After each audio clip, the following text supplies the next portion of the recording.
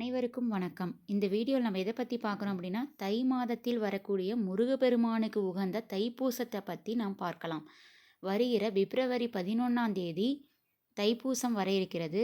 அதற்கு 48 நாட்கள் முருகப்பெருமானுக்கு விரதம் இருந்து எப்படி கடைபிடிக்க வேண்டும் என்பதை பற்றியும், விரத நாட்களில் கடைபிடிக்கக்கூடிய வழிமுறைகள் என்னென்ன என்பதை பற்றியும், விரதம் இருந்தால் என்னென்ன பலன்கள் கிடைக்கும் அப்படிங்கிறத பற்றியும் இந்த வீடியோவில் நம்ம விரிவாக பார்ப்போம். இப்போ தான் நம்ம சேனலை முதலாக பார்க்குறீங்க அப்படின்னா சப்ஸ்கிரைப் பண்ணிவிட்டு வீடியோக்குள்ளே வாங்க போகலாம். முருகப்பெருமானுக்கு மிக உகந்த திருவிழா அப்படின்னாவே தைப்பூசத்தை சொல்லலாம். தை மாதத்தில் வரும் பௌர்ணமி திதியும் பூசம் நட்சத்திரமும் இணைந்து வரும் நாளையே தைப்பூச நாளாக நம்ம கொண்டாடுறோம். முருகப்பெருமானுக்கு 48 நாள் விரதம் எப்படி இருக்கணும் அப்படின்னா, தைப்பூசம் வரத்துக்கு முன்னாடி 48 நாட்கள் விரதம் துவங்கி முருகபக்தர்கள் மண்டல விரதம் இருப்பது வழக்கம். வாழ்க்கையில் வளர்ச்சி வேணும், செல்வம் பெருக வேணும், கடன் பிரச்சனையிலேருந்து விடுபடணும், இந்த மாதிரி பலவிதமான துன்பத்திலிருந்து விடுபட வேணும்னு நினைக்கிறவங்க முருகப்பெருமான மனதார வேண்டிக்கிட்டு இந்த 48 நாட்கள் விரதத்தை கடைபிடிக்கலாம். 2025ஆம் ஆண்டில் பிப்ரவரி 11ஆம் தேதி தைப்பூசம் வருகிறது. அதனால் முருகப்பெருமானுக்கு 48 நாள் தைப்பூசம் விரதம் இருக்க நினைக்கிறவங்க 2024ஆம் ஆண்டு டிசம்பர் 25ஆம் தேதி துவங்கி தைப்பூச தினமான பிப்ரவரி 11ஆம் தேதி வரை மொத்தம் 48 நாட்கள் இந்த விரதத்தை கடைபிடிக்க வேண்டும்.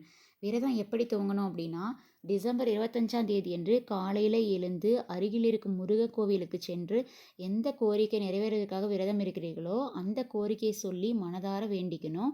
அதுக்கப்புறம் வீட்டுக்கு வந்து பூஜை அறையில் விளக்கேற்றி வைத்து முருகனுக்கு ஏதாவது இனிப்பு நெய்வேத்தியம் செஞ்சு வைத்து விரதத்தை துவங்கலாம்.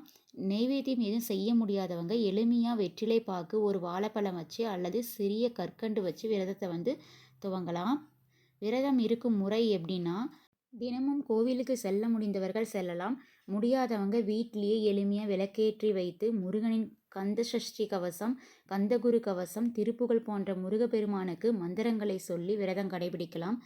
எதுவும் தெரியாதவங்க நெத்தியில் திருநீறு வைக்கும் போது மட்டும் இல்லாமல் எப்போதும் மனதிற்குள் ஓம் சரவண பவங்கிற மந்திரத்தை சொல்லிக்கொண்டே விரதம் இருக்கலாம்.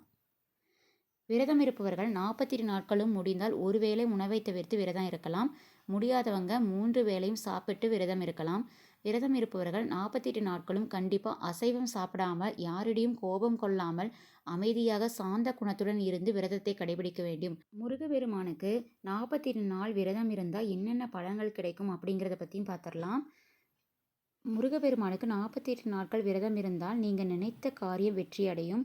வாழ்க்கையில் இந்த 48 நாட்கள் முருகப்பெருமானுக்காக ஒதுக்கி மனதார வேண்டி விரதம் இருந்தால் வாழ்க்கையில் இனி மீதி இருக்கும் காலம் முழுவதும் முருகன் உங்களுக்கு உறுதுணையாக இருப்பார். உங்கள் வாழ்க்கையை அவர் பார்த்து கொள்வார். குருவாக இருந்து உங்களை வழிநடத்தி சென்று உங்கள் வாழ்க்கையை படிப்படியாக உயர்ந்த நிலைக்கு கொண்டு செல்வார். இந்த விரதத்தை ஒவ்வொரு வருடம் இருப்பது மிக மிக சிறப்பு. அப்படி முடியாதவர்கள் வாழ்க்கையில் ஒரு முறையாவது இருப்பது நல்ல பலனை தரும்.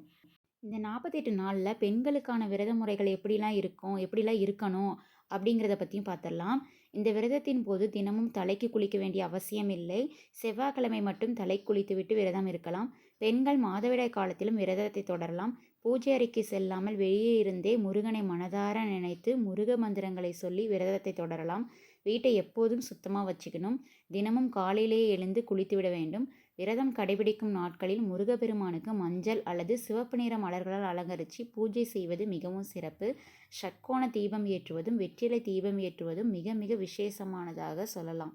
இந்த மாதிரி விரதத்தை கடைபிடித்து பாருங்கள். முருகப்பெருமான் எண்ணற்ற பலன்களை நமக்கு கொடுப்பார். இந்த வீடியோ உங்களுக்கு மிகவும் பயனுள்ளதாக இருக்கும் என நான் நம்புகிறேன். இந்த வீடியோ உங்களுக்கு பிடிச்சிருந்தால் லைக் பண்ணுங்கள், ஷேர் பண்ணுங்கள், சப்ஸ்கிரைப் பண்ணுங்கள். மீண்டும் இதே மாதிரி ஒரு நல்ல பதிவில் நாம் சந்திப்போம். நன்றி.